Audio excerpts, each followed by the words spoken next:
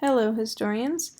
Alright, so I'm going to demonstrate how to write a really strong assertion. This is a skill we are continuing to work on and get stronger and stronger in each day. So, first I need to annotate the question that I'm going to have to write an assertion for. So it says, why should people use care, when using the word civilization? Okay.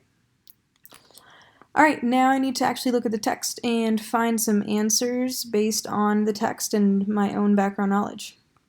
One must be careful when using the term civilization because it implies unity. Okay, so that kind of sounds like an answer there. I see the because statement.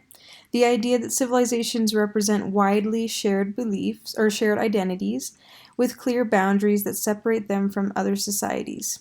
It is unlikely, however, that many people living in Mesopotamia, Egypt, or ancient China felt like they were a part of one similar culture or society. Local identities defined by family relations, village, city, or region were more important for most people than the larger civilization. Okay, so I'm noticing from this text that they're saying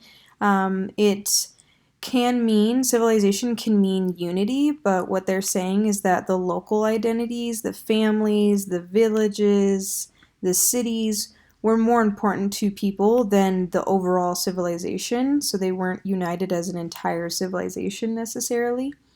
So I've identified my answer. My next step is to ask myself, so why is this important? Why, so what? Why should we care about this?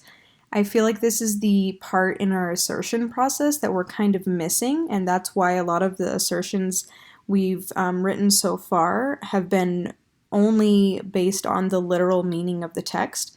But when you go one step farther and ask yourself, why is this important, or how does this affect people, that will help you go beyond what the text is saying.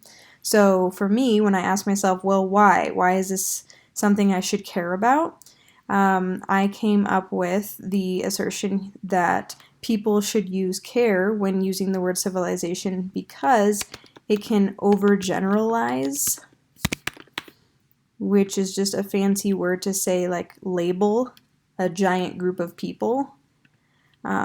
So it can overgeneralize an entire group of diverse people. So it can basically take, make one giant claim about them, and it may not be a true representation of who they are.